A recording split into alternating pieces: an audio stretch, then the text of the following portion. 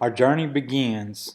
We started our trip by meeting on the square with a prayer led by James Layton. We all would like to thank everyone for your prayers while we were in Nicaragua. It was quite an experience. I hope this video will give you a glimpse of what we accomplished with God's help in just a few days.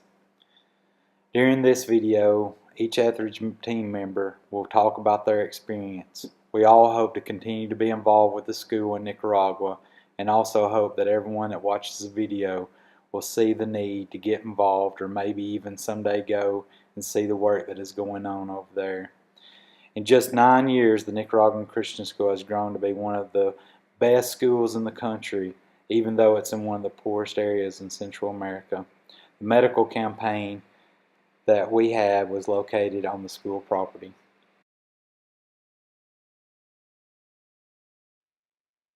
The espresso bus was an experience in itself. At times it seemed like it was probably the most dangerous part of the trip. Some of us were thinking, what have I got myself into? Some of us were really tired. But as soon as we got to the hotel, it was time to get busy, because we had bags and bags and bags full of medicine to count. So our first experience was great because we got to bond as we counted pills. So we counted pills and we counted pills. And we used whatever we could, our dinner plates, utensils, whatever else we could to help us with the counting. We had a good supply of vitamins, and I know that we gave out over 60,000 children's vitamins alone. Those are not peas in Gary's plate. Those are iron pills. Yes, lots of iron pills. But it was fun. We had a great time. Our morning started around 6 a.m. with breakfast with one another. We had red beans and rice and eggs. Probably not Gary's favorite, but we all loved the coffee. Then we loaded up on the espresso and headed to the school. The first day was a great day because we got to spend time worshiping together with our brothers and sisters in Nicaragua. This is Armando and Sandra with their 2 children. Sandra has worked with the school for many years as a psychologist for the students, but in 2014 she was appointed to be the school director. The deep love she has for these students can be seen throughout the campus. Her husband Armando has been ministering both at his medical clinic and local congregation for almost 10 years. He joined his wife Sandra to minister to the students on campus and take over as the lead minister for the congregation that we met with Sunday morning. A day of worship. Even though we were in a different country with a different language, we felt at home with our brothers and sisters as we worshiped together. Some of our team members participated in the service while Jeffrey McCurry translated for us. The singing was beautiful. Even though it was in Spanish, we recognized the tune.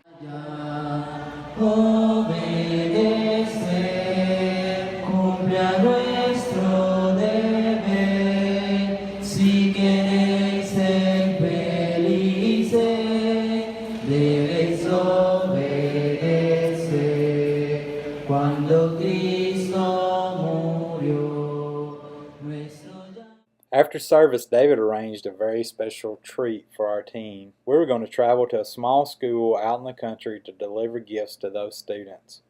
It was an amazing afternoon. The school we were going to was in a remote village. Getting there was an adventure in itself. We had to walk part of the way to get there. But there were around 30 children with their parents anxiously waiting on us to arrive. When you see these colors on a building, you know it's a school. This was the school that we visited. These are some of the Christmas boxes. You've heard of Christmas in July. Well, we had Christmas in June. Even though it was raining, it didn't dampen anyone's spirit. This past year, the Etheridge Church donated several Christmas boxes, along with other congregations. You might be wondering why they're just now getting delivered. Well, part of the boxes got held up in customs. Now, as I look back on this special day, Maybe it was God's providence. We were blessed so much to see the kids and the joy it brought to them. This for sure was one of the highlights of our trip.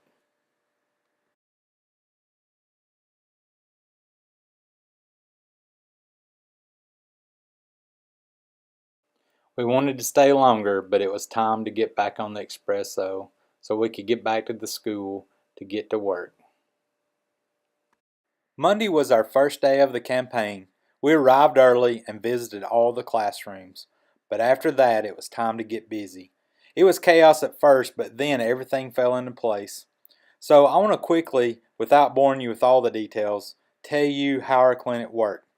First, the people were given a number, and then they signed up. They were weighed, their blood pressure was taken. A big issue is parasites, so they got treated for parasites, and although it didn't taste well, all of them trusted us. And with hundreds of people to see each day, there was times that they had to wait. We had a health class for them to teach them about hygiene and other various health-related issues. We had 6 stations set up with doctors and nurse practitioners. They really did a great job with the patients. Even though they had hundreds of patients to see, they give each one quality time. Then it was off to the pharmacy to pick up the medicine and vitamins that were prescribed. There were several team members that worked filling what the doctor ordered. Several patients also needed reading glasses. There were approximately 600 people fitted within the 4-day clinic. Oh, did I mention that there were over 270 teeth pulled too? 12 people who cannot walk got wheelchairs. Some of our team directed the traffic flow. Managing 1,811 people in 4 days is not an easy task when you don't speak a lot of Spanish. Others carried water around to the rest of the team and to the people at the clinic. They were everyone's friend. Our translators were priceless. I hope that gave you a small glimpse of what took place each day.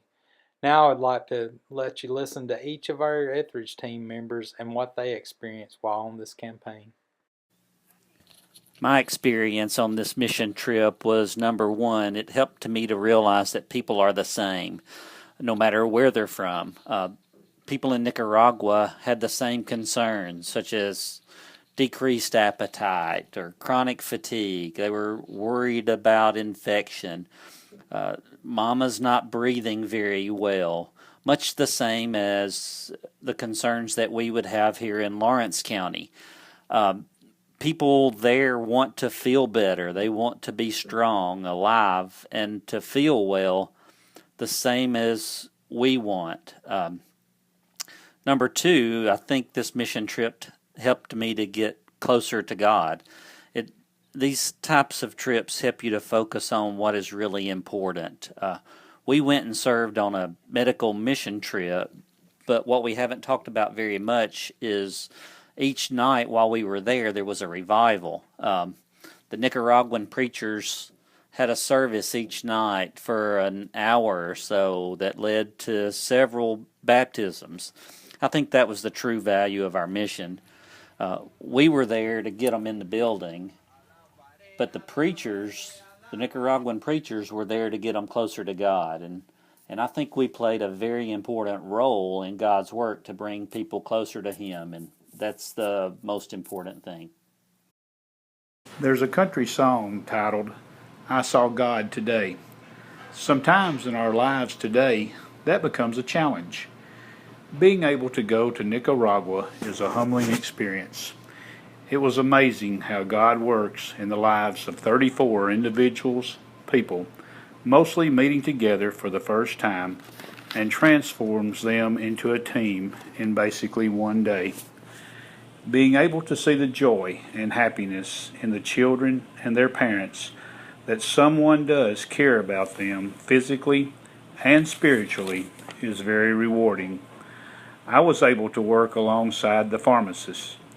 We would disperse the prescribed medicine to the people, whether it be vitamins, skin cream, shampoo, or something for the pain for the tooth they just had extracted.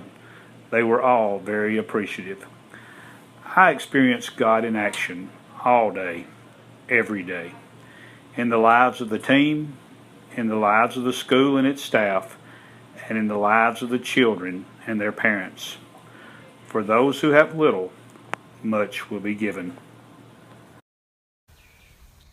I've been on a few mission trips in my life, and the thing that always impresses me the most is the people when you get there. The people in Nicaragua were very welcoming and friendly. Even though we could not speak any Spanish, we could still communicate through body language, through whistling, through a handshake, a hug, a smile, laughter, and everything. That's the whole thing for me, is just being there and seeing the people and making them happy, and in turn they're making us very happy. This was my first time to leave the U.S. Better late than never.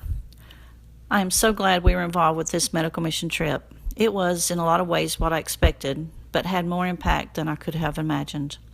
Our part of the mission was not focused on the school, but the school was still the most impressive part to me. To start from nothing to such a great campus for the kids is truly amazing. My role in the mission trip was fitting people with reading glasses. It was such a great joy to see their face light up when they could read clearly again. Something I learned is that all people are the same, created in God's image. Even if they speak a different language, they are still like us. The people from Nicaragua are sweet, kind, and gracious. There was a couple of school employees that helped translate. I especially grew to love them. At age 21 and 22 years old, they have an important role at the school and were a tremendous help to us during the campaign. I hope to do other mission trips because it had a great impact on my life.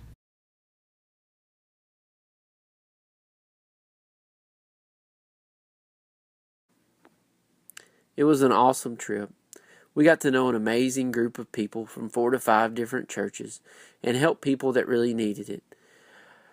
The first day at the school, we went around to every classroom and all the children sang us a song.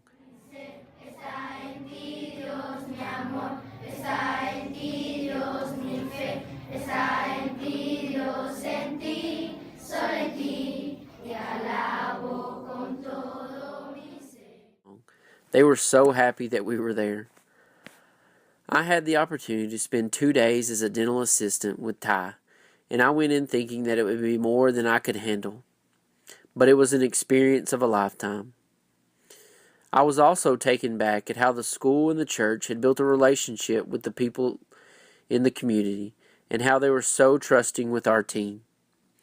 It was hard work, but at the same time so rewarding. I thank God for the opportunity. Please continue to pray for the children in Nicaragua. To start off, I'd like to say a big thank you to all the people that prayed for our team while we were on our trip. I believe prayer was a key part of success on our mission.